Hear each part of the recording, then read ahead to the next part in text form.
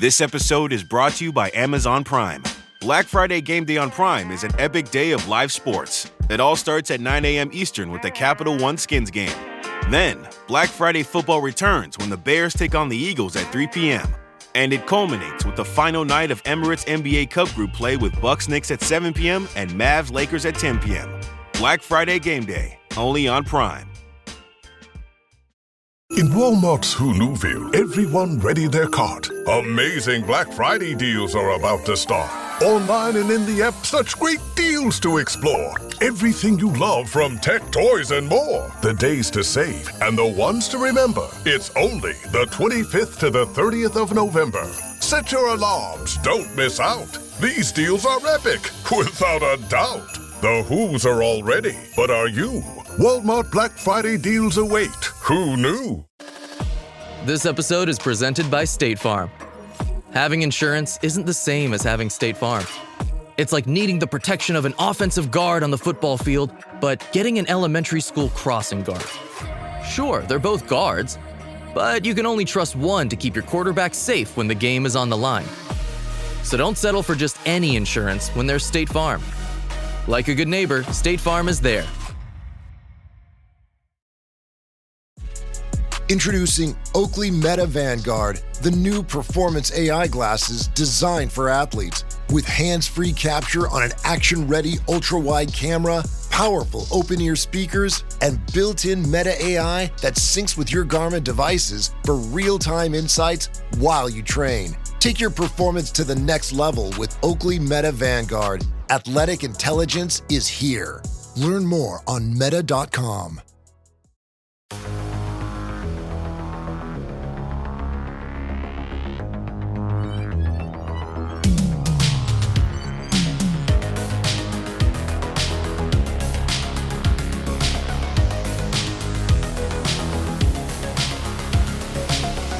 Back with another episode of the Blue Turf. We are at the world-famous Kansas City Soccer Dome. We are here before practice. There's media day coming. There'll be other people here. Other local media will actually be paying attention to the comments more than they normally do, hopefully. We're very early. We came out. There was only one player out there. Now there's two. Who were the first two players out there? Well, I'm looking to see who the second was. I can tell you who the first one was. We got here way before everybody else, and Dom Francis pulls in. He got dressed really quickly. He was loosening up on the field, and that sends a message to me that he came to Kansas City to win championships, and it starts here at practice every day at the world-famous Kansas City Soccer Dome. I believe the other one is Joe Wainwright. So Joe Wainwright, what's ironic about this, that is Joe Wainwright was my player to watch before Dom Francis got signed because he had some terrific games right at the end of the regular season. You're thinking about players who fit in a certain role. It's going to be interesting, and we'll talk a little bit about depth. Yep. I'm curious to see how they use Joe Wainwright this year because he looked on the precipice of breaking out as a Comet in March last year. And you always need those guys, but like you said, we'll get into that. We're here shortly before the start of the new season. This is, a little over a week before their first game. We need to introduce ourselves. See, you're the broadcast expert, man. Start off. So, once again, back for, is this year 3 or 4? I don't know, one of these years. Eric Bergrud from the Kansas City Comets broadcast team. And I am Thad Bell from the KC Soccer Journal, and I have no other credentials other than I love a lot of soccer. And you've been busy all year. You're pivoting now from NWSL season to MASL season. It never ends for you. It does not. Even when MLS changes seasons, it's not really going to help any. So yeah, we ought to talk about that one episode, looking at how the schedules will overlap, MLS and MASL, and what that might mean, not only for Kansas City soccer fans, but we've had a couple times, Thad, where you've been double booked with MASL and MLS games like early in the spring. What is this going to mean in November and February, et cetera? It'd be interesting to watch. Yeah, well, I make it work usually. This year it's been a lot of conflicts with MLS and NWSL. Sure. There's NWSL would start games at 6:30, and I would go to the first half of the current game and then go to the second half of the Sporting game usually. But yeah, I've done the same with the Comets before. All right. Last season did not end in a championship trophy. It usually doesn't for all the teams except one, obviously, and they're no longer around. Yeah, you kind of broke some news. So we did a special podcast episode of the Blue Turf after the MASL did their fall meetings here in Kansas City in September, and so that was just sort of a one-off. Chihuahua did not show up for the second day of the meetings, and then they didn't show up at all. So you broke that news, and then we took a break, and here we are in November getting ready for opening weekend next weekend.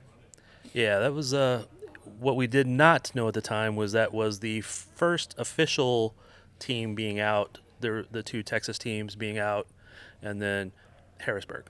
Well, and what's interesting, I was on an MASL broadcaster's call.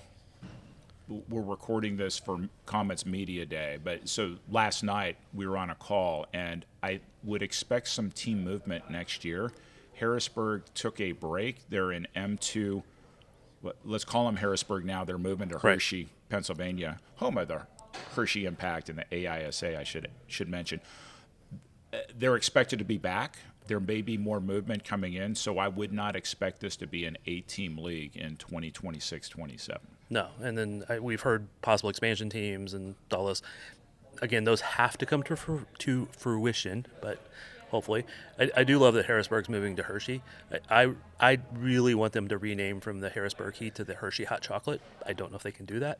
They ought to have brown uniforms. I'm trying to recall if the Hershey Impact had brown uniforms. It's like way back machine. But yeah, you could play with this in a lot of different ways. Yeah, I'm not sure if that big chocolate company would love that, but get away with it. All right, so that's been some of the big talk early, and again, I'm going to come down on the side. I know a lot of fans complained, how can you retract and be a professional league, and we're going backwards. Everybody complained about standards and TV broadcast and all this other stuff. Those four places were not good for those things or did not want to commit to improving. I'm not trying to label all of them with the same brush, but that's the generalization. Will the broadcast be overall better this year? Yes. They absolutely will, and this came up in our league broadcaster call with JP Della Camera in terms of quality. You're already going to see across the board that the quality will be better, and we're going to be making some minor changes in Kansas City, minor enhancements, but we absolutely don't just assume rinse and repeat year after year. We want to continually strive to get better, and I think you're going to see that in other markets. One of the things that Comets fans will notice differently when the Comets are on the road, the expectation is moving forward that all markets will have at least two broadcasters, and that has not been the case. And you might recall that I've been flown to Utica in the past a couple times in the playoffs a few years ago and for the All-Star game last year because Utica only had a play-by-play announcer. So things are changing, and hopefully Comets fans and MASL fans will notice the difference. Whether they actually cheer the difference and post positive comments online, that may be a bridge too far, but at least they'll notice the difference.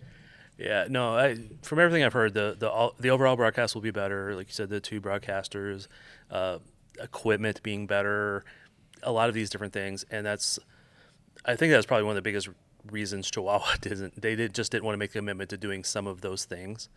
Great franchise, I always had really good relationships with them. Needed a better arena.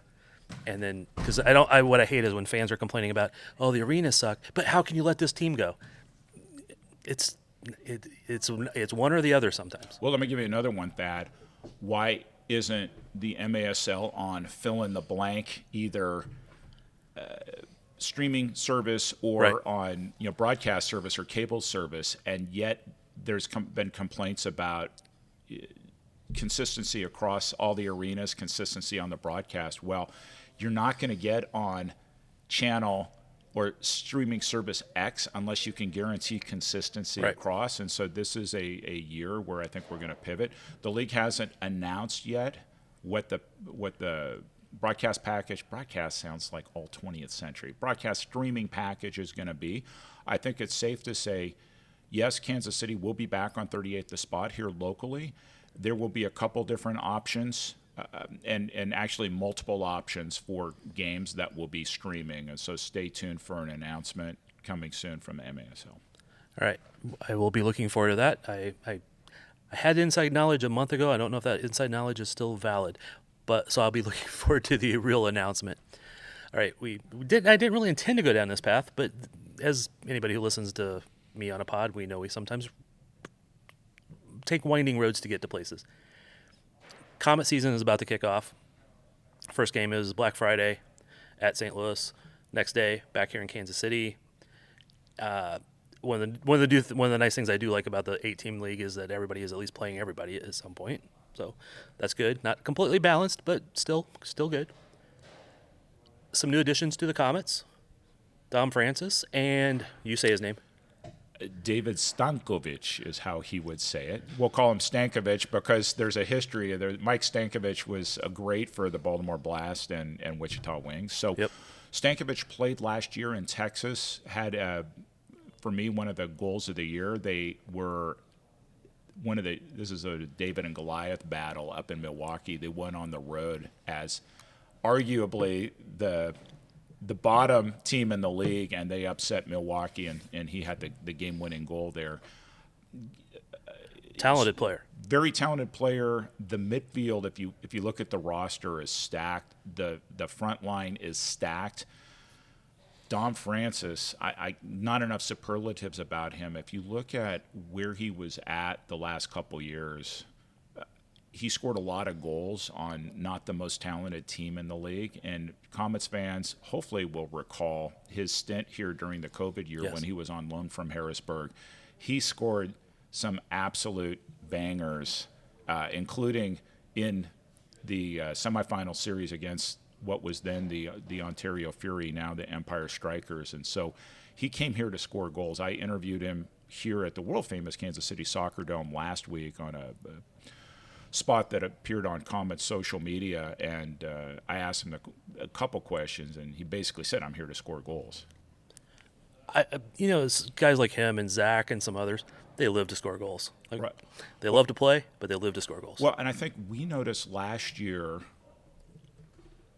a little bit of drop-off with Ray Lee retired, and so you look for those left-footed players who are going to score goals. Zach Reggett, you would expect him to score goals. He played hurt most of last season. He is healthy, which is great news for Comets fans. But when you add Lucia Tetsane back, who can score from the back line with a left foot, you just start adding at every line, and there are players there. So one of the challenges for Coach Stokic is going to be, who are the 16 players who get the privilege of dressing for that first game? Yeah. Who's going to be either back in Kansas City or watching from the arena? It's going to be fascinating.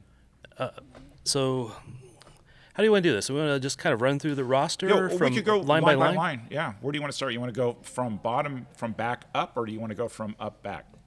Well, I think the easiest one is the goalkeepers because there's less of them. Yeah, let's talk about that. So you want to start there? Sure. So 3 goalkeepers, just like last year. I would anticipate that Philip Ejimadu will be the starter. I'm not going to create any controversy here.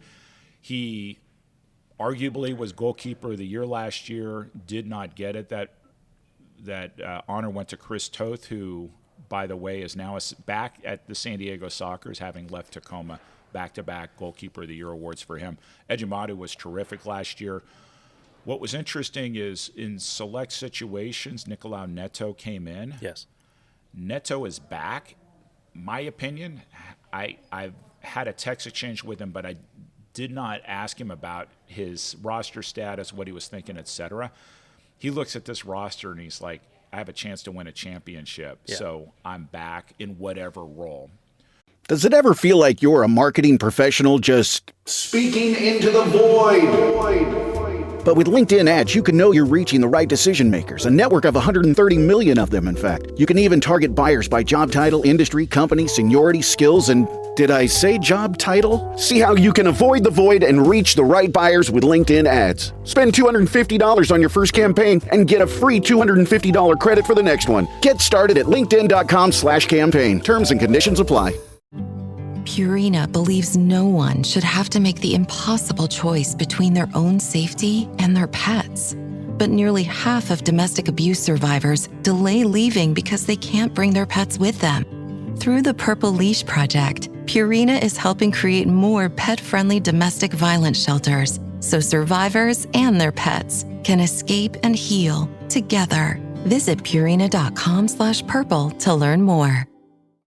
With new, gentler scented Clorox disinfecting wipes, clean finally smells as good as it feels. On everything from lamps to ceiling fans, even on your kid's toy shark. Oh, ouch. Clorox disinfecting wipes, now available in crisp lemon. Find it on Amazon. Clorox, clean feels good. Hi, I'm here to pick up my son Milo. There's no Milo here. Who picked up my son from school? Streaming only on Peacock. I'm gonna need the name of everyone that could have a connection. You don't understand. It was just the 5 of us. So this was all planned. What are you gonna do? I will do whatever it takes to get my son back. I honestly didn't see this coming. These nice people killing each other. All Her Fault, a new series streaming now only on Peacock. You have Julio Coronado back again. He was a rookie last year. He got some playing time at the end of the season. I saw him play in Baltimore last year. He's a good goalkeeper, but Ejimadu, I think he's the guy. Fans who listen to this podcast know this, that I have all the belief in Nicolau Neto. So any game Nicolau Neto is in, I'm confident with him in goal, regardless of what anybody else may say. But I expect Ejimadu to be the starter. Yeah, I would agree with that. When Philip showed up a couple years ago, we were looking at him like, this guy's going to be competing for time right away. He has to learn the indoor game, etc. He was started to compete for time pretty quickly, and when Neto was injured or needed a rest or whatever, he took some time.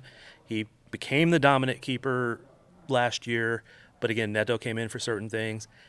They were both pretty much very close in level, and just some different skills, some different abilities. So I can see where you might have one out there versus the other for certain moments. It'll be interesting and a good problem for Coach Stokic to have. And yeah, Julio Coronado, great player. He's going to be struggling to get some time, but hopefully he does get at least a little bit here and there. Well, and there's competition, and so that's the thing. You show up to practice every day. Let me say it one more time. The world-famous Kansas City Soccer Dome, no slacking allowed because somebody is there waiting to take your spot. And just to, status update, there's more balls out on the field now. Coaches are setting up some stuff.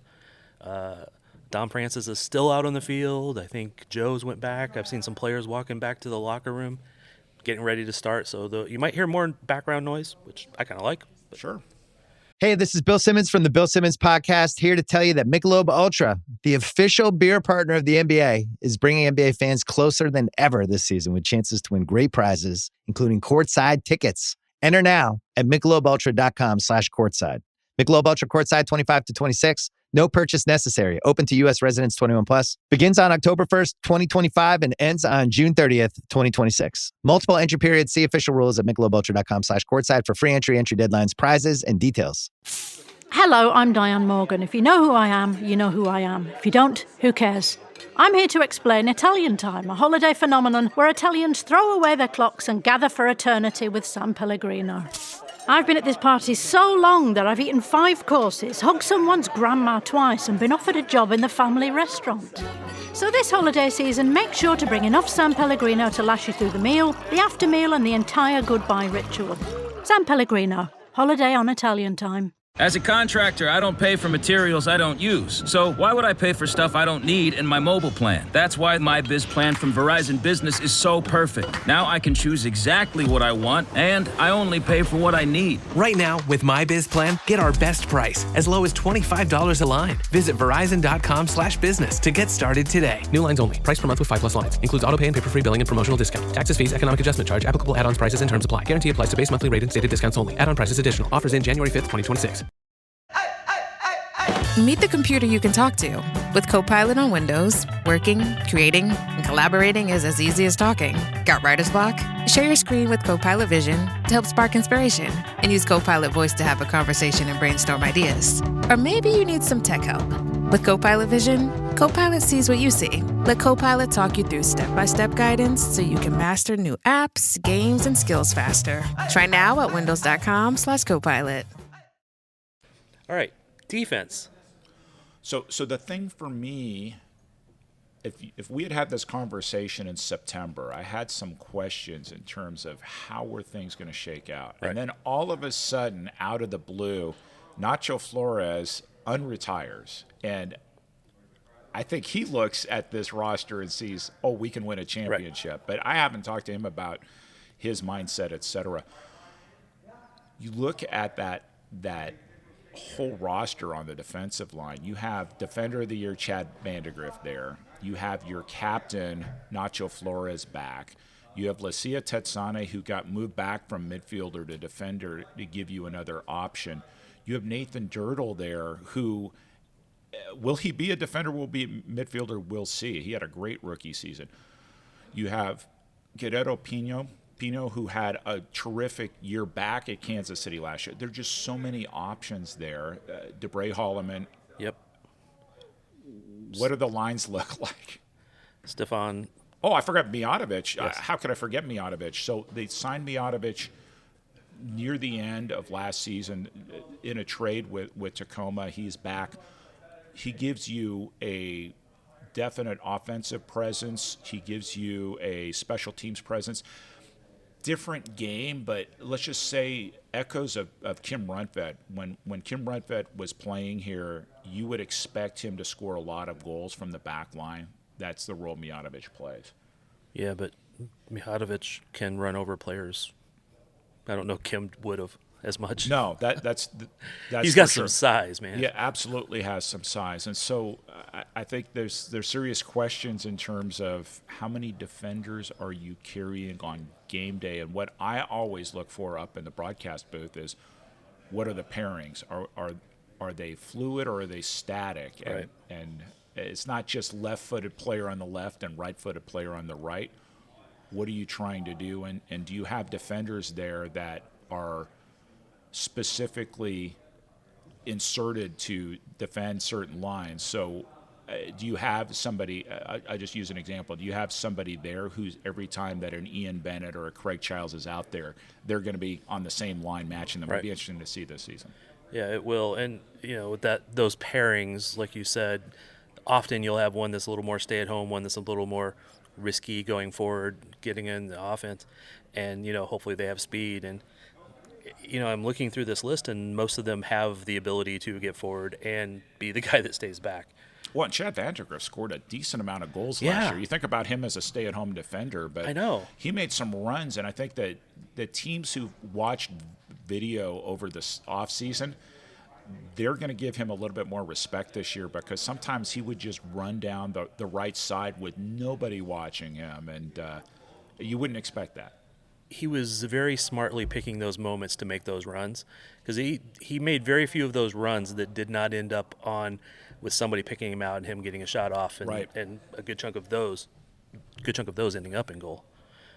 I know they sent out the list a couple weeks ago about who was in camp, so I just want to run it down, make sure we didn't miss anybody. Dirtle, Nacho, Holloman, Mijatovic. Am I saying that right? Yeah, you said it right. Two players that were not under contract, Eric Pereira and Chase Peterson, who both looked good at times. Pereira looked really good at times last season, yeah. So I wouldn't be surprised if he ended up somewhere in a roster at some point. Pino, Tessani, and Vandegrift. So I think we got him. That's good. And again, some of those guys, I sometimes see them more as a midfielder. Actually, I've seen Nacho more as a midfielder, but maybe as he gets older, he goes back. He's played both. Tetsane, when he broke out here in Kansas City, was a midfielder. And so part of it is, how do you put your best players on the field at the right time? And you only have 16 players you can dress. So I'm going to run down the list on midfielders that were in camp. I don't know if they're all still here. Sure.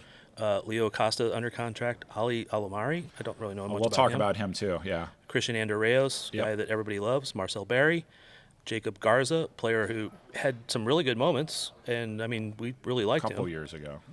Michael Linus, Henry Ramirez, Lucas Sosa, and David Stankovic, and Joe Wainwright, who at the time they put this list out wasn't under contract, but now is. Yeah.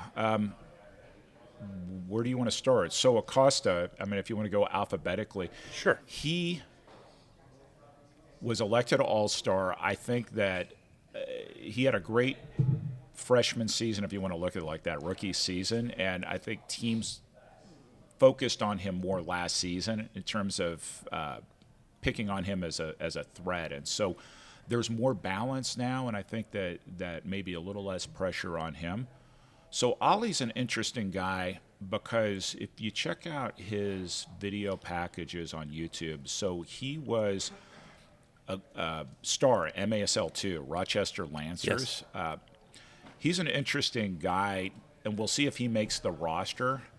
Part of it is playing time for him. He's decided he wants to take it up to the next level. You come into a place like Kansas City, you have the privilege of being signed in a place like Kansas City. You're going to be fighting for minutes, but you're also going to be fighting for a championship, as opposed to other places he could land up, right, where he might get more playing time, but the odds aren't as great to see a Ron Newman Cup championship run. Just going back to our earlier conversation with teams having dropped out, there doesn't seem that there will be weak teams this year.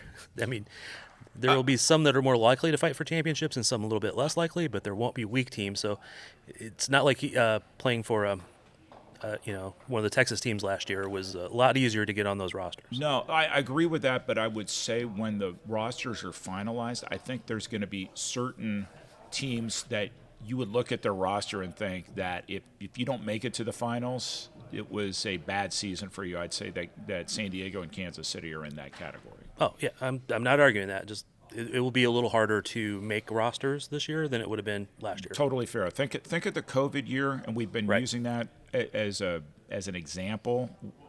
That's a pretty good template for what to expect. You have players signing in different places. You might recall Ian Bennett played with the Florida Tropics that year, sort of a guest player. Some of those teams were stacked. Yep, that was great for competition. Wish we could have kept Francis the entire time after that. That's fair. Next up, Christian Andreos.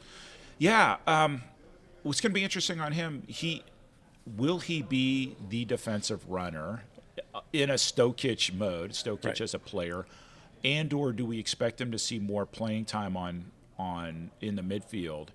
He got a lot of special teams playing time, and you think about penalty kill, shorthanded opportunities, and so it'll be interesting to see where he's slotted. But in a way, he's a bit like a Swiss Army knife. You can put him in a lot of different situations, and he's going to put maximum effort out for you.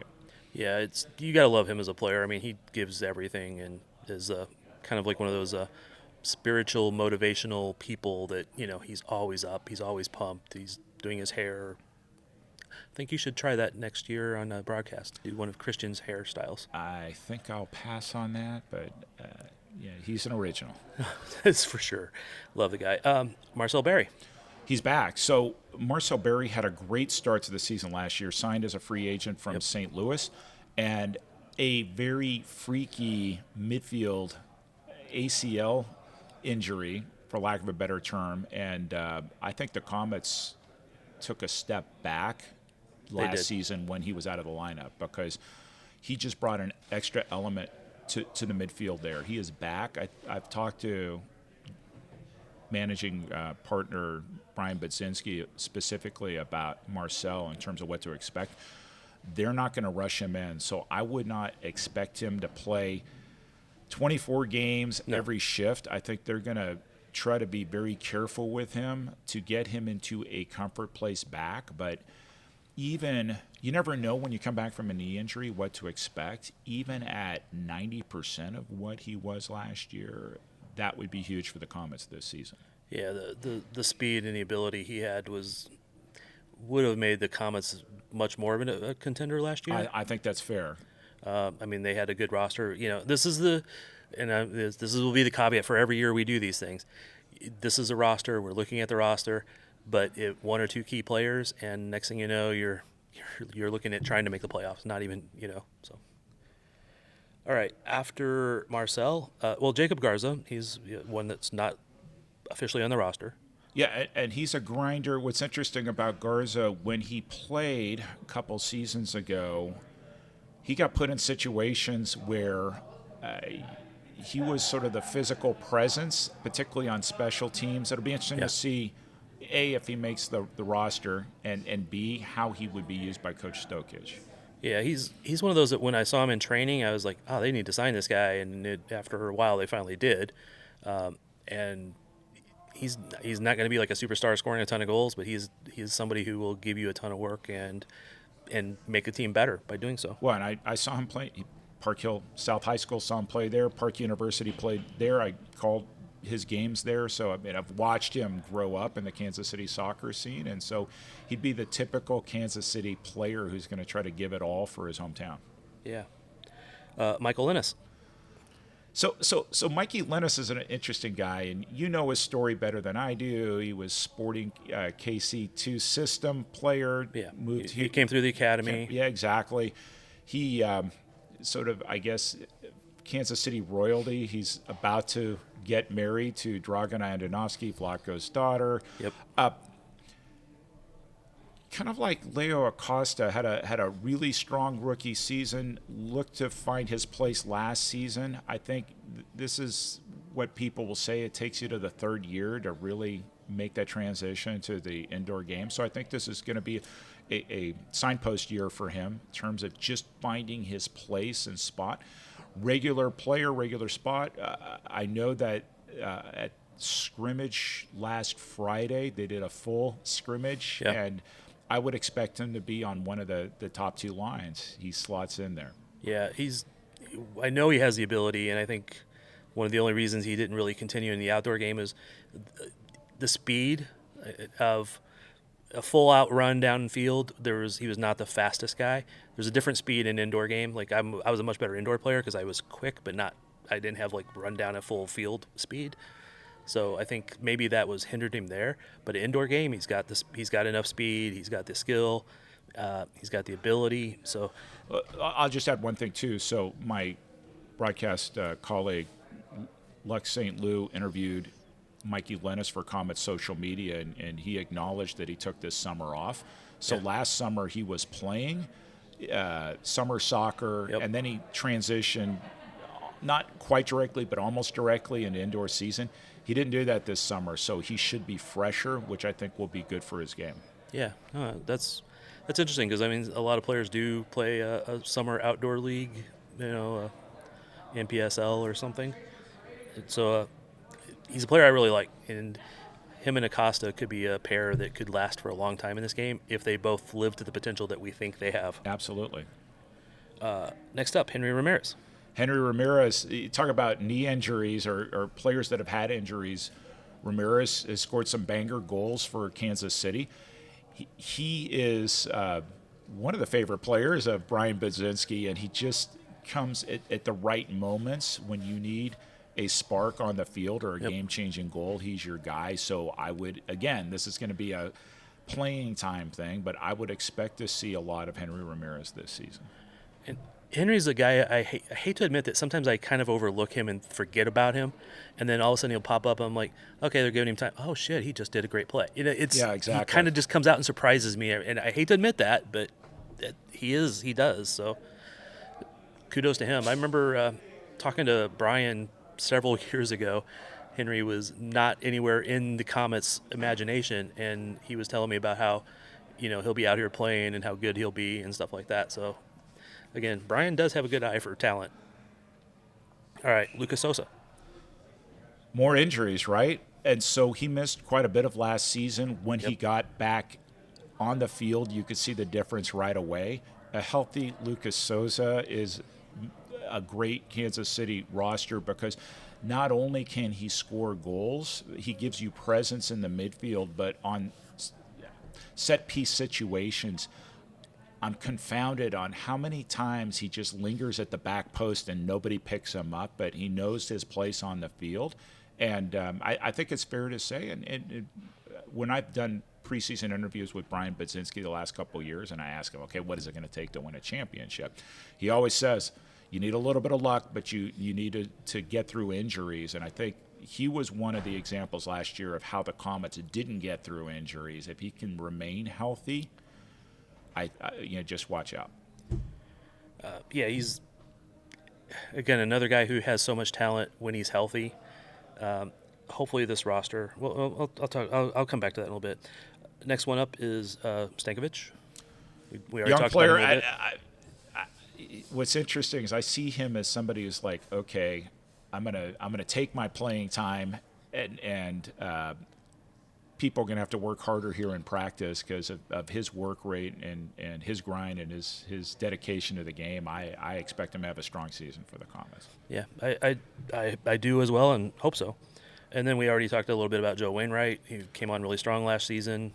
Big fan of his, and so for him it's going to be minutes and where he fits in. But I called his game in Tacoma last year near the end of the season, and I was there in Baltimore when he scored a goal there too. And so this is somebody, he just needs a chance, but he absolutely can score. Yeah, it seems like a really super nice guy, the little bit I've ever talked to him, and just watching what he was doing, he again, he's a guy who you don't see him, and then when all of a sudden he appears and he's playing and it's really well.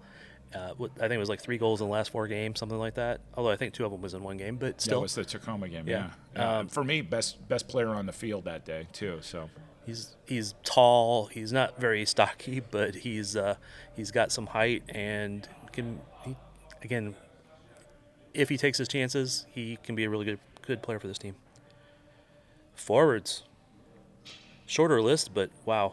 Dominic Francis, Junior Kazim, Rian Marquez, however he wants us to say it this year, Ramon Palmer, Zach Reggett.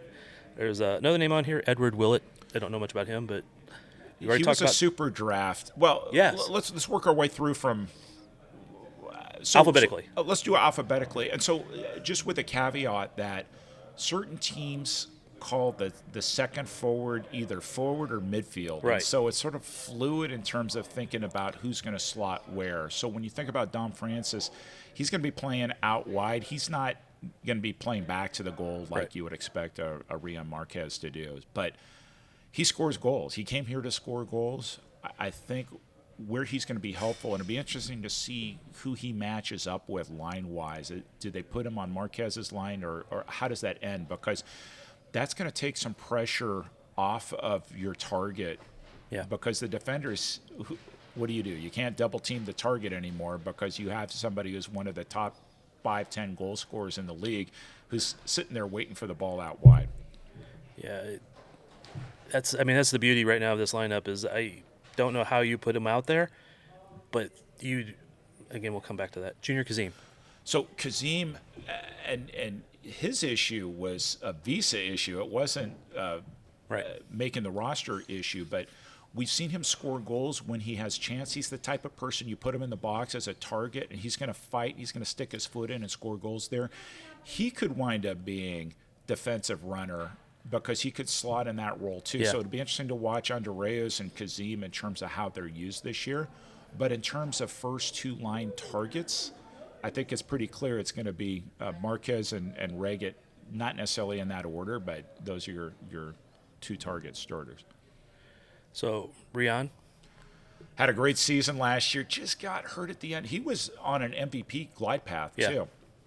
But again, last year, injury was the thing, and he just didn't end with the number of points you would need to be MVP.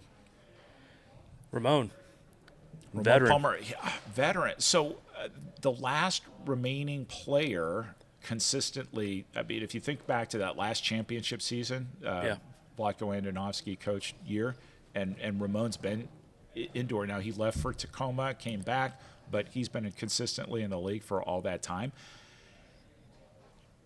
His soccer IQ, his indoor soccer IQ is up there. He knows how to do the right things on the field. And we've talked about this too many times. One of the pivotal moves for this franchise a few seasons ago was when Ramon Palmer took the captain armband off and it was handed to Nacho Flores. It took a lot of pressure off Ramon in terms of what his role was on the field. He's still a leader. he just doesn't have the additional pressure of being captain on top of that. Yeah, it was an amazing transformation when that happened. Just totally different player, and it's so weird that made such a difference that mentally for him, and it elevated both players. Like Nacho took a step up, and Ramon took a huge step back up to where he had been. Well, you just look at his output, look at his goals, look at his assists, post that moment, and what's just going to be interesting here is minutes, and Coach Stokic has to think a little bit about this. It's not just the NBA term load management, right, where you don't want to overplay players and then risk injuries. It's also how do you have such a deep roster and give everybody enough minutes so that way they're game ready in case they're called. Yeah, but it's a great problem to have. Zach Raggett hurt a lot last season. He played through a lot. I mean, I think no one can doubt his commitment on the field to the franchise. He will play hurt, which I think fans respect, teammates respect. Getting him healthy, absolutely critical. And again, with the depth that they've added, I expect him to have more output this year because he's not going to try to carry everything on his shoulders. And teams were, no pun intended, targeting him defensively last year. And then Edward Willett. So what's interesting about him was a super draft, combine draft pickup for the San Diego Sockers. It never sort of really played out. We'll see how many players Kansas City winds up putting on the roster. Yeah, I guess we'll stay tuned. We're getting there. We're almost at opening weekend. I'm not sure what the limit is now on what can be on an official roster versus like a reserve thing. Those rules have changed, and I don't. So let me add one more twist here. So there was an announcement over the summer that the Comets announced an affiliation with the Minnesota Blizzard of MASL 2. Yes. Right? Now, Minnesota's a long way away, so it's not like you're going to send players up to Minnesota who aren't getting playing time here. It's not like the Royals in Omaha where you could just shuttle players back and forth. That being said, there are MASL 2 teams in driving distance of Kansas City where it might make sense certain weekends to say, player X, you're not going to get called up here, you're not going to get minutes, but we want you to play. And if it just so happens like maybe there's 2 games in an Omaha or a Wichita, right, I would not be surprised to see some of these guys being loaned out and getting those minutes just so that they're more game ready. Yeah, and just staying sharp, game ready, and you get another look at them in a game situation, which is always a little bit different than practice. All right, so we ran through the roster that we've known about. There could be additional players here, or some of those could have left that were not under contract. We don't know that at the moment that we're doing this. But just looking at the players that are under contract, and we've kind of reiterated this about every line, getting players enough time to keep them sharp, doing this, doing that. Like, you have options. Who's going to be the pairings? Who's going to be on the field together? But the great problem for the coach is that he has all those players. He can rest players. So, we talked about Zach playing hurt. Well, maybe if he didn't play a game, he gets a little better, right? We don't need him for every single game because you have a Dom Francis and a Rion and a Junior and et cetera. Same at every line. Every line has enough players that you can rotate. If somebody has a minor injury, it's really easy to say, I'm going to be tough and go fight it out and be out there. I mean, I know I'd be doing the same thing. Coach has to be strong and say, you need to rest a little bit. Somebody else is going to do it today. We'll get you next game. So that's a good segue into schedule. So, and I'm doing this off memory. This is great. We're recording here at the world famous Kansas City Soccer Dome. I haven't even looked at my phone yet, just so I'm going off memory. Kansas City starts with back-to-back weekends. So this coming weekend at St. Louis on a Friday, home at Kansas City here at Cable Dahmer Arena. The following weekend, Saturday night in Baltimore, Sunday afternoon in Utica, which is a bit of a grind. Right? But once you get past that, more of the weekends are single games rather than back-to-backs until you get near the end of the season when there are a few back-to-backs with San Diego where it's like Friday here, Saturday there, or Friday here, Sunday there. Yeah. And so you're going to want to watch the beginning of the season and the end of the season on terms of how Coach Stokich deals with this. Will he very intentionally and very obviously choose a Game 1 roster that looks different than a Game 2 roster, barring any injuries that take place, particularly the ones that are home and home, where it's one thing to say, okay, how many players am I going to bring to Baltimore and or Utica? Typically, you'd keep a pretty tight roster for a back-to-back like that. But if you're playing San Diego here and then flying there, you could change quite a bit in terms of your roster. So I would watch that as well. I think the schedule, other than a lot of St. Louis early and a lot of San Diego late, gives Comets fans a lot of different teams. You mentioned it at the beginning, Thad. Comets are going to see every team this season, which wasn't the case the last couple seasons. Yeah. And so you're going to see Baltimore here, and Baltimore hasn't been here for several seasons, which I think will be interesting to see. And so I think we'll know a little bit about the Comets after that first weekend. I think we'll know a lot more about the Comets after that second weekend. Yeah, we love to have Baltimore here. Have Ed Hale visit. Hey, he loves it here. I'll say this about Ed Hale. So he hosted me graciously. I sat next to him when the Comets played at Baltimore last season. I texted him last weekend and wished him happy birthday. He immediately wrote me back, said thanks, and said, so how's your team looking? And my response, I'm like, okay, so what am I going to tell Ed Hale? My response, again, I'm not looking at I'm going off of memory, was, I think that everybody's excited to have Don Francis signed with the Comets. And his immediate response was that was a good pickup. So it's definitely a good pickup. No, Ed, again, smart guy. Just I know that some Comets fans and him have not always seen eye to eye on comments that have been made. But, But hey, at this point, the Comets fans like any other team? I don't know. You'd have to ask them. I'm not sure. So the rivalry is going to be interesting this year because, St. Louis is always going to be there. And I think that's more just non-soccer Kansas City versus St. Louis. Right. But the on-the-field rivalries, take that one aside. There's been a growing rivalry with Utica. I think it was feud a little bit with booing Nelson Santana the last couple seasons, right? So that one's growing. Milwaukee, is always going to be there. San Diego is a historic rivalry. I'd say with Tacoma, for me, Tacoma's the team that always seems to come to Kansas City and finds a way to win. And so Tacoma seems to have Kansas City's number. That's a team I have questions about if you look at their roster. They lost Chris Toth, goalkeeper of the year 2 years in a row. They lost Nick Pereira. Name the role he didn't play there. I mean, he was everything. And so... But they still always find a way to win. And then you look at around Empire Strikers, they came around last season, and they gave teams fits with Obasi ball, for lack of a better term, the way you want to call it. I think, and you mentioned Baltimore.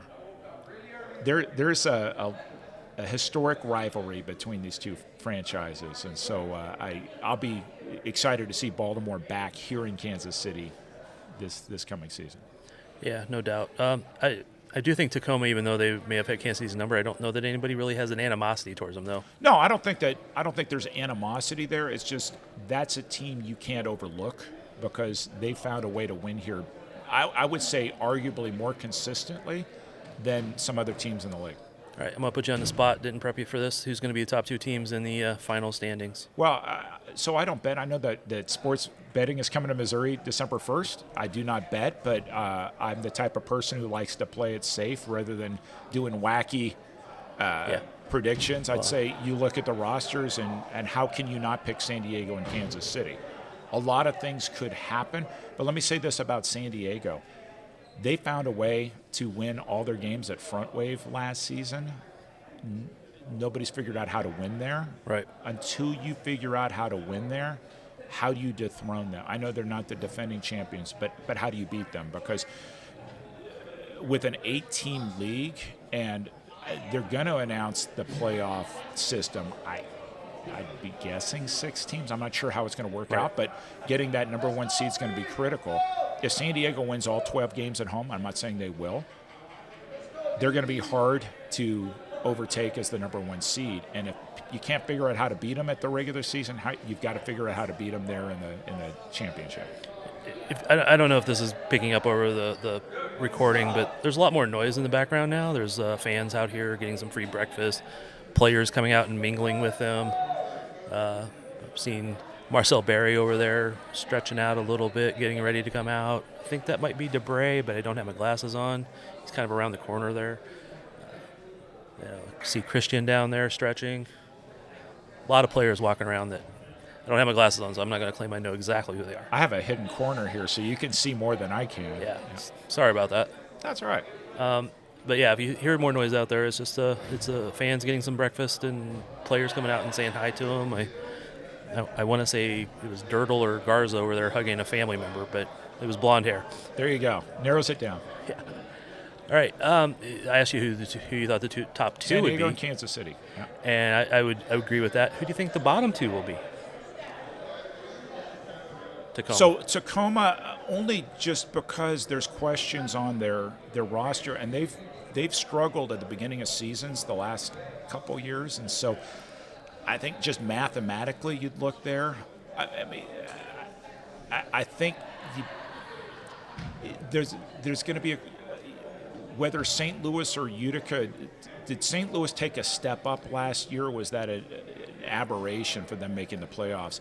Utica, the goalkeeper retires. Their captain just announced his retirement. I think there's questions about Utica's chemistry lineup.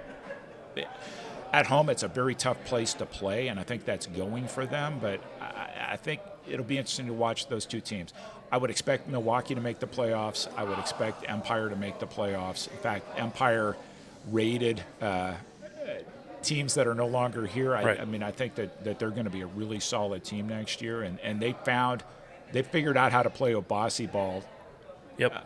By the end of the season, they had figured it out. It's just they've got to get past the San Diego Sockers too. Yeah, I did actually like the way they played, even though it wasn't always making sense, it seemed, but I did like the way they played. Baltimore, I would expect them to make the playoffs. I mean, they do have a build. I think it's fair to say that they have a built-in home field advantage. And so if you win 11 plus games at home, that's going to put you in pretty good stead to make the playoffs.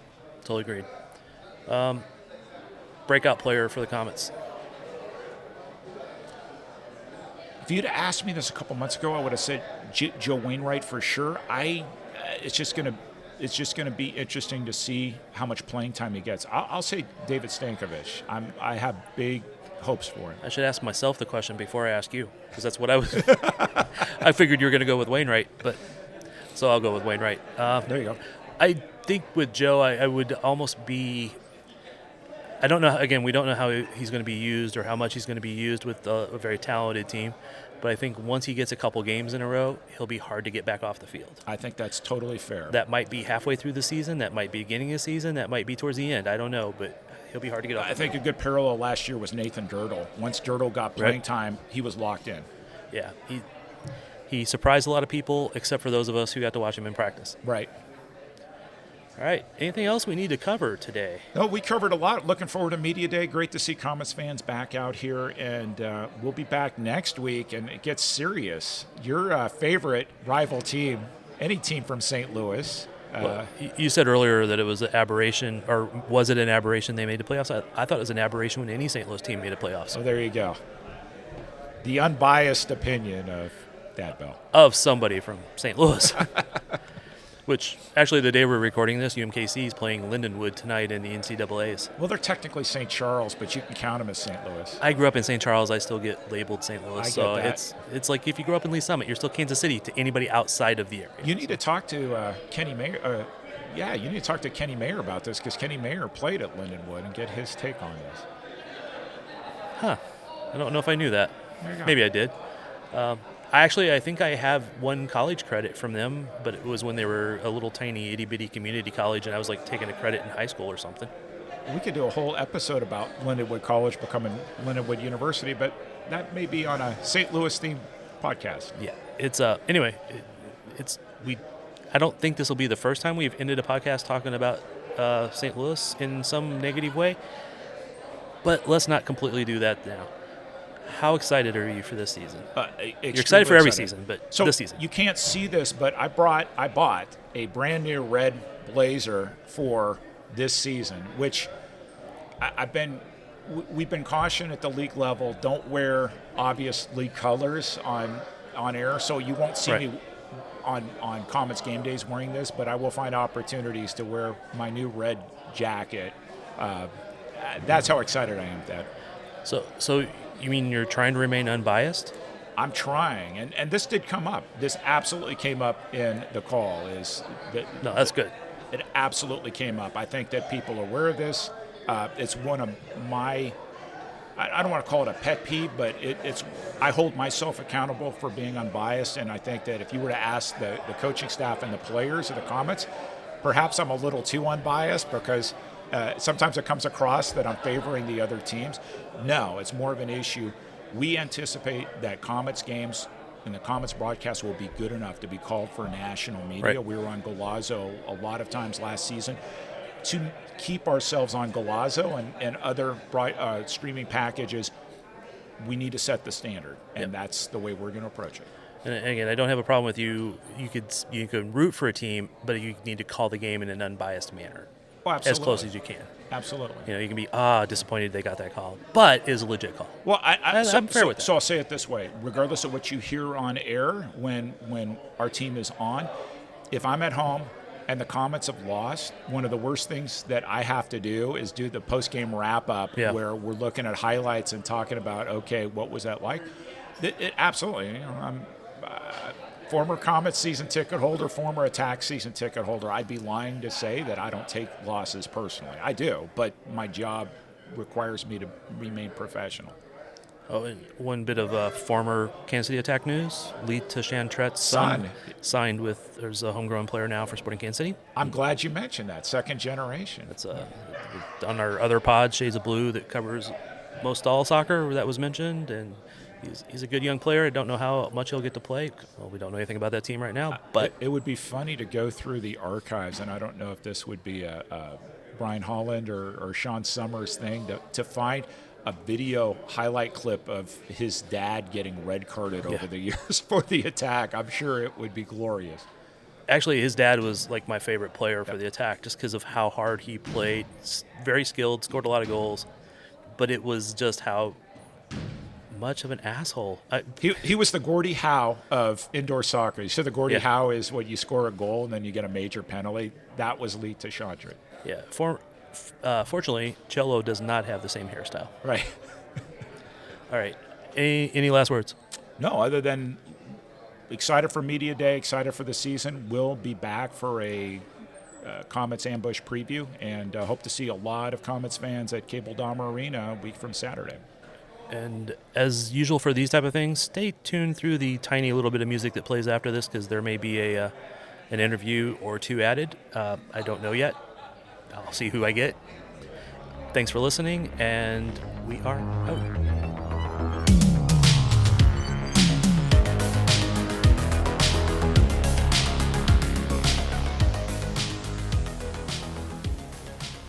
Here with Marcel Berry after practice. I know you weren't out there, but it looked pretty intense. Yeah, it was definitely an intense day. We wanted to simulate it like it was a scrimmage, like it was a real game. So the guys got out there, and we're looking good and playing hard today. How are you doing, man? You recovering? Yeah, I'm feeling good. I've been going through PT all summer and stuff like that. So recovery has been going good. I got cleared last month, I think it was, maybe 2 months ago, to get back to training. So I've been training for a little bit. Preseason was a lot, so I have a small muscle injury right now, but I'll be fine, ready to go. But other than that, my Achilles is feeling good, and I'm excited for this season. That had to be tough for you last year, man. I thought the team was off to a good start, and you were looking really, really, really good, man. And then you got that injury, the Achilles, right? Mm-hmm. Just how tough was that to go from, being probably, I don't want to say in a prime, but you're just in a really good moment, and then all of a sudden you can't play. Yeah, so coming here from the off season from St. Louis, I was just feeling good. Over the summer, I felt like I was coming in great shape and coming in trying to make us, make an impact on the team and get a spot for this year. And I was playing really well, I thought.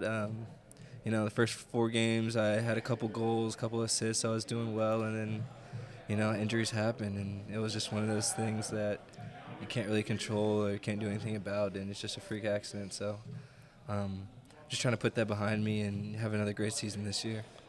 I know myself, but I mean, when I've talked to professional athletes, when you have injuries, it's really tough to be watching other people doing what you want to be doing. And, you know, who helped you through that? I mean, how did you progress?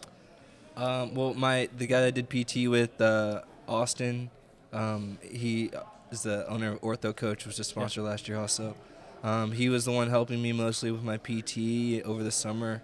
And we just, you know, we're consistent over the summer with, you know, getting things done and getting in the gym and making sure I was healthy for this year. So, I mean, I actually feel better. I feel really good right now coming into this year just because I didn't know how, you know, ready I was going to be for the season. And right now I feel really good. So I'm excited for the season and excited to be back. So you say you have a little bit of muscle thing now, but you have been in training? Yeah, I've been in training. Preseason was just really tough, you know, coming from an injury. So, you know, small things happens like that, but I'll be fine, be ready to go this season. I also know, like, you know, with players, sometimes you have to take a little while to get used to getting contact and things like that. That all good? Yeah. Been playing with contact, playing in scrimmages and stuff like that. So no problems with my Achilles. So, I mean, I'm ready to go.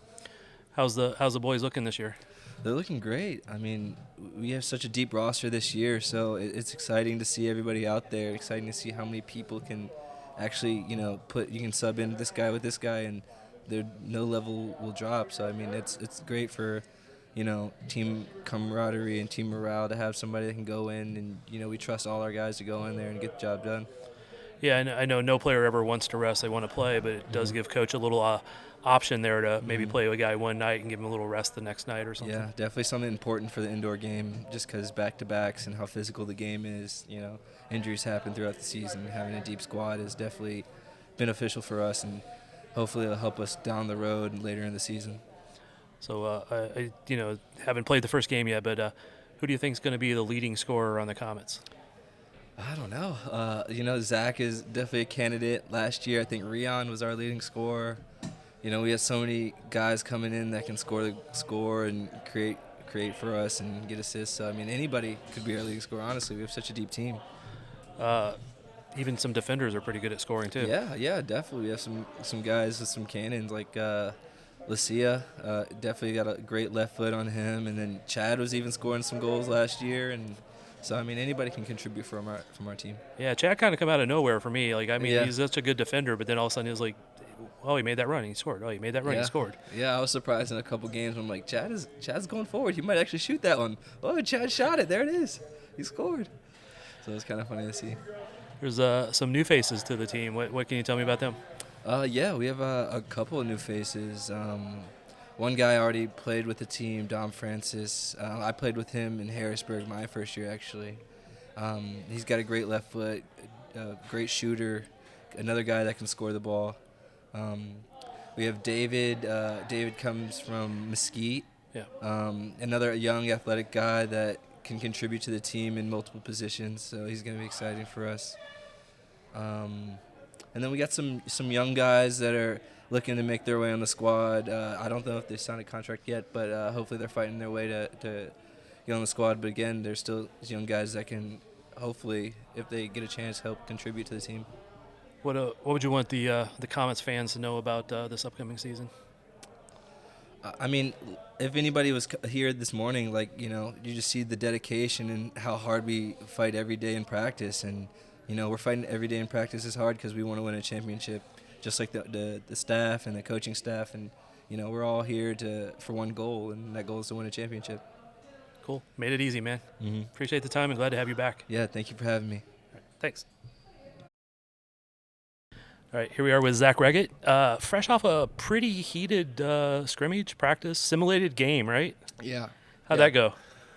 The boys were itching to play 4 quarters. We've been doing a lot of small-sided, you know, some things to open up our legs, but, you know, they get some things right, and this was a good practice to get the fans here and, you know, having to see, you know, it's a work day and you still got, you know, good 50 people here. It's it's fun for us. You know, not only that we got to play 4 quarters against each other and simulate a game. You know, no cones are on the field, but also, you know, you see some fans. There's a little motivation there. So it was a good morning. Were you on the winning team? Yeah. How many did you score? I had 2. I had 2 goals. 1 volley. Oh, yeah, there was a beautiful goal in there, man. Thank you. Just some good overall play. Like, what do you expect from this team this year, man? Some new faces, some guys healthy. What do you expect? Expectations are pretty similar every year when you have the right standards. So the expectations are pretty high. I think we all feel like we fell short last year. As a team, I know that, but personally, I mean, just being injured all year it's a battle in itself. So just be able to be healthy at this point, even though the season hasn't started. Last year, you know, I was already banged up. So for me, I feel 100%, and you know, expectations are high as a team and individually. For me, I have a pretty high standard. So I just want to lead by example. You know, give glory to God, but at the same time, you know, we're trying to win games as a team, and we feel like we have a lot of unfinished business.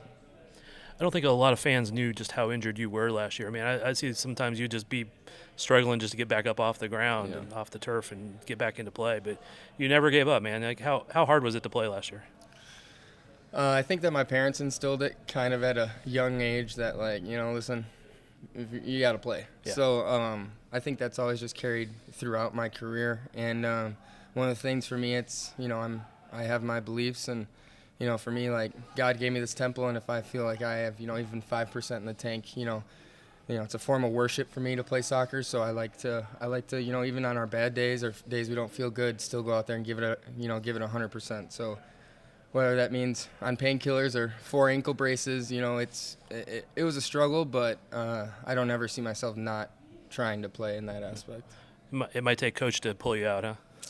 Even then, it might be a little hard. You might have to lean me the other way, because I'm gonna give you a conversation. But you know, end of the day, whatever he says, and he was a player, he gets it too, and he's a pretty, you know, strong individual as well. And I don't think injuries ever kept him out either. No, it'd have to be pretty serious when he was playing. It is one of the strengths though with this team, though. I mean, you have you as a great scorer, Rian. You added Dom. You have other guys who are very good goal scorers. You have some depth now that if you are injured, maybe you can not play as many shifts or take a game to, you know. How do you evaluate that forward group right now? You know, at the end of the day, I'm just a player. So I'll leave that to the coaches to decide. You're a smart player, though. You know how good they are. To decide how they're going to use all the weapons we have. But from a personal standpoint, I'm hoping it'll open up you know, me and Rian get doubled almost every game. So if you double us, Dom's going to bang a goal. If you double Dom, you know, Rian's going to bang a goal. Or, you know, even the young guys, Leo, Mikey, some of these guys that are coming into their forms. Just it's indoor. It's not outdoor. So each year you're going to progressively get better if you stay with it. So not only did we add a lot of good guys, but the guys we do have been putting in a lot of work. So I'm curious to see how we do it, and I'm also super excited to have a lot of talent around you. You kind of feel like there's a little less of the burden on your own shoulders, but at the same time, you know, you have your standards and you got to perform. Who's going to be the top goal scorer on the Comets this year? I'm not answering that. I don't know. I love all my teammates. I was going to say, well, you could take yourself out of the equation. Who do you think would be the top couple goal scorers? Rian had a pretty good year last year. Yeah. A really good year. I had 2 years ago, I had a really good year, and then Rian was on pace for another really good year last year. So we play a target-based system. So, you know, one of us needs to be up there for us to be doing our jobs and for us to be successful. So you need your bangers from the midfield. You need points from your midfield, some from your defense. But, you know, your target's jobs are, you know, to put games away. So I would probably say one of us should be up there. Who's the hardest defenders to go up against in practice? Hardest defenders to go up against, I'd probably say Lucia. Yeah. He doesn't take a game off, and he doesn't really care who you are. So, like, he's coming in to hit you. He's coming in to, you know, get his hands on you. So I don't know if he's technically the hardest, but he's the one that's, I mean, he's going hard every play. And you know, your top players like to go at each other in practice. And, you know, iron sharpens iron, and we all have good relationships off the field. So anything you see here, you might be like, whoa, did he just say that to him? But then at the end of the day, they don't know behind the scenes what's going on in the locker room and, how close we all are. And that's one of the reasons why I love this team, is because the culture is, so amazing. I've been to a couple teams in this league, and it can get pretty cult-like, or you have your groups, which just happens naturally, right? But everyone does a pretty good job here of, incorporating everyone, and that plays into the game day. So, it's a great atmosphere here. Love it. The team added a couple players. We already talked about Dom. He's a great goal scorer. But Stankiewicz, I'm not sure if I say that name right. Stankiewicz? Yeah. Stankiewicz. Yeah, I'm terrible at pronouncing names. It's okay. That's why you're always Zach. What have you seen from him? Young kid.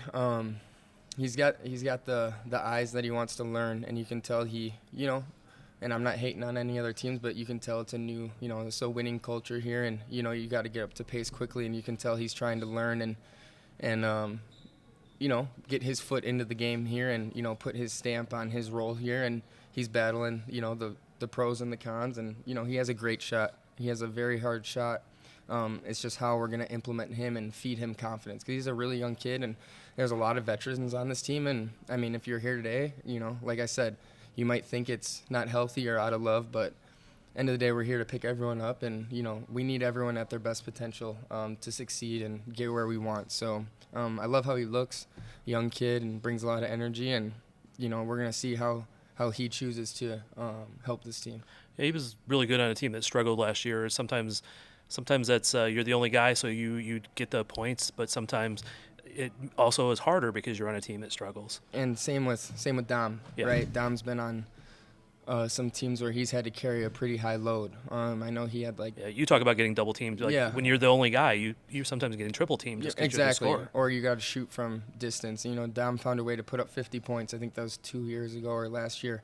On a team that had little success. So I'm excited for him, especially where he's at in his career, to be in this atmosphere again. I don't know how many times for him, or what his career looks like after this, but I'm happy for him to be in this culture and be able to have a real run and a Ron Newman Cup compared to past years he's had.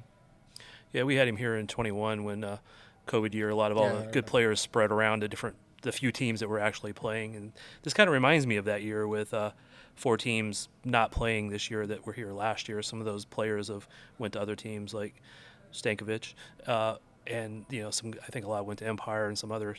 But this should be a really strong league from top to bottom. I mean, I still personally think there's a couple teams at the top. Agreed. Comets being one of those 2, and a couple teams maybe at the bottom. But it's still a pretty much stronger from top to bottom than it has been in quite a while. Yeah, I mean, the obvious, San Diego is going to be pretty good. They have a pretty good bankroll to where they don't really struggle with who they want to get. They can go get, and, the weather's great. They just have a great system over there. So they do a good job of bringing in talent that's in a good spot in their career. So they'll always be competitors. We don't really care, to be honest. We feel like we have a really good team. We got all the people that we felt we needed.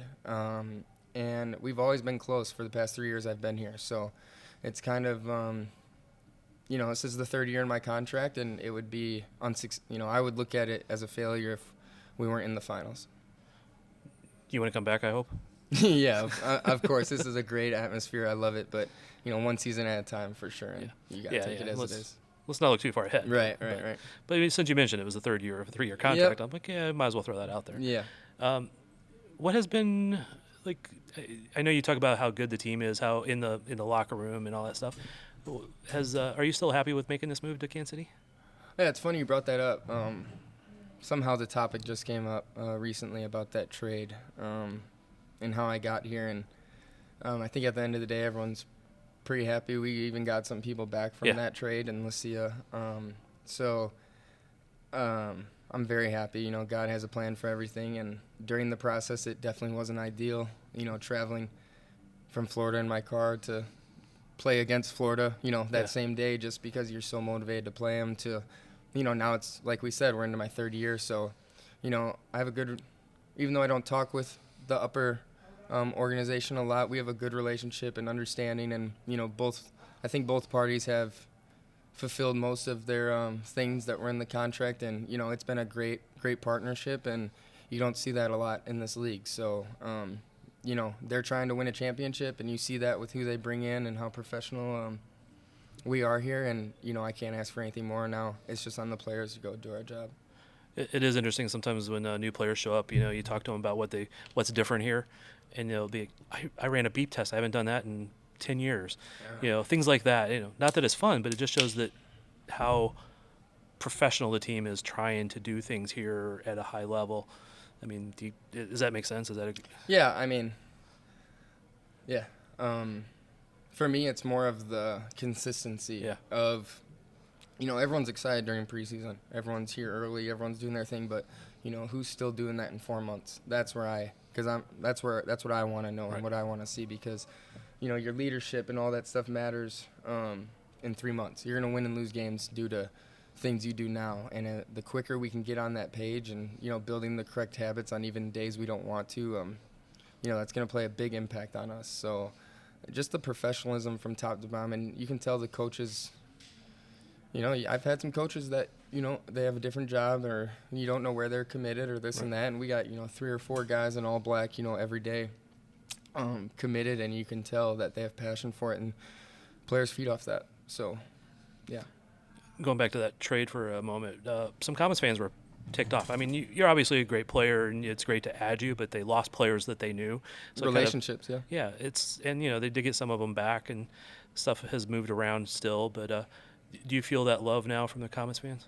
I think everyone was a little more at ease after that first game. Yeah. But you know, it's about consistency. So, you know, as much as people can love you, they can turn quickly on you. So I don't think that's our fans, but, you know, at the end of the day, I'm going to give it my all no matter what, and I think that people see that. I wear my emotions on my sleeves, whether that's good or bad at times, right? But, you know what you're going to get with me, and, you know, I love these fans, and it plays a part into where you decide to play for each season. So I just want them to know, you know, they play a bigger role than they might feel at the end of the day, because nobody wants to play in front of people like where no one's at, and I've been there. So to be here and you have committed fans, it's such a blessing. You talk about wearing your emotions on your sleeve. Are you the most emotional guy on the team? I have to think about that. I don't know, because I don't.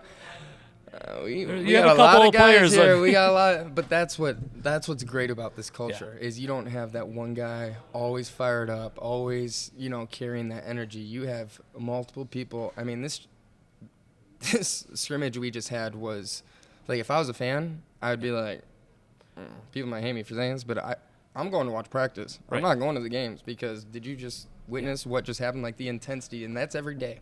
So that was a hard fight, man. People going into boards, people being taken down on shootouts. There was a penalty, and I almost think that one shot was a payback for the penalty. I don't think it was an attempt to score. I think it was a little anger, a little emotion, like we said. Yeah. But at the end of the day, they're out there shaking hands and walking out together and all that stuff. So that's all great. But yeah, I do love coming to practice and watching the serious scrimmages. One big thing we are big on is, you know, they're going to be heated practices, so you got to shake hands after. You got to go up to everyone. You got to make sure everything's cool. Like, there has to be intention behind it, right? So you can't just go out there and, you know, act however you want and then, you know, wait till whenever to talk to someone. If you get into it with someone, we all do a pretty good job of, hey, let's shake hands and, you know, good battle or, you know, something little. We don't got to have a big conversation, but just know, like, hey, that was a good battle, like, good stuff. Yeah. So it's right on the line, but it's very healthy.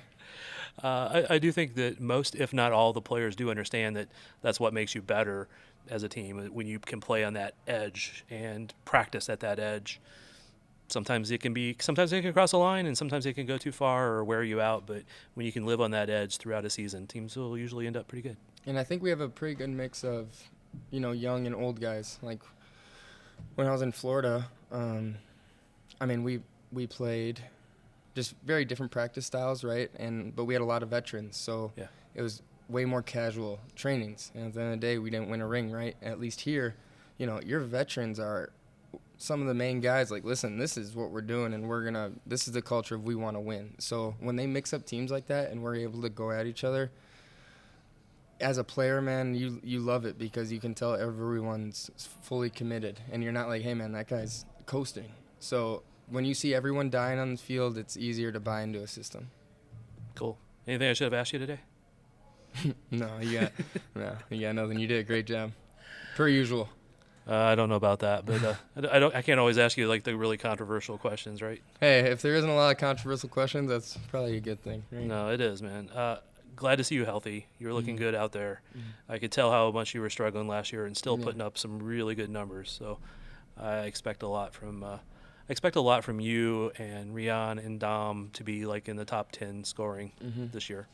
So I put the challenge on you. Oh, I appreciate that. But one thing I've noticed, so in San Diego was winning those 2-3 championships. I don't know if it was in a row or whatever, but they always had about 5 or 6 guys in the 35 range, right? So if we got everyone clicking, you're hoping there's points coming from everywhere, right? But at the end of the day, you know, it is sports, and you have your guys that need to be consistent and do their job, you know, and some jobs mean you got to do more than others, and you need those players, though, that play the 1-2 touch and can fulfill the system correctly. Because if you have everyone out there, all these big names, and everyone's, you know, taking 10 touches on the ball, it's never going to work, right? So I think the coaching staff has done a good job of keeping the youth, keeping the veterans, and, you know, having that system that everyone just needs to buy into, and we're either going to win that way or lose that way.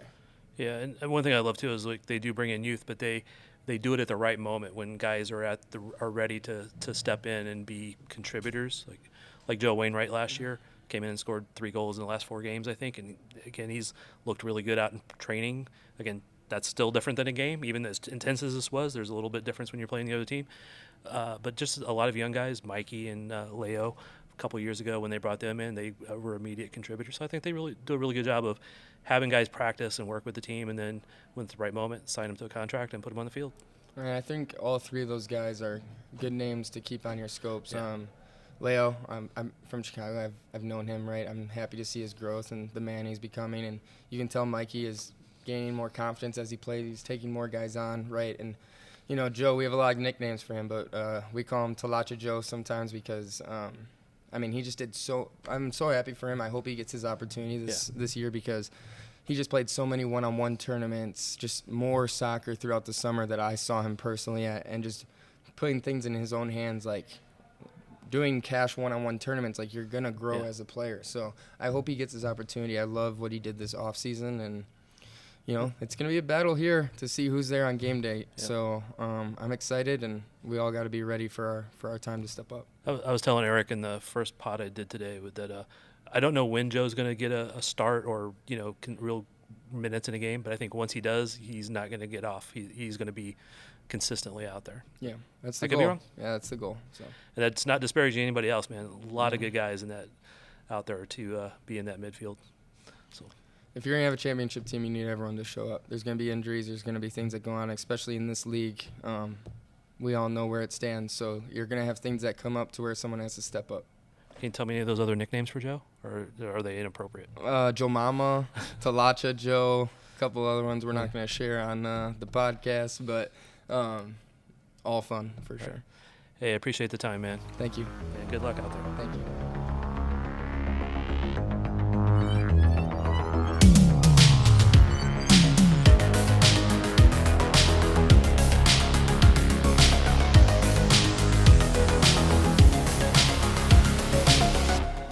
Attention passengers, we've now reached our destination.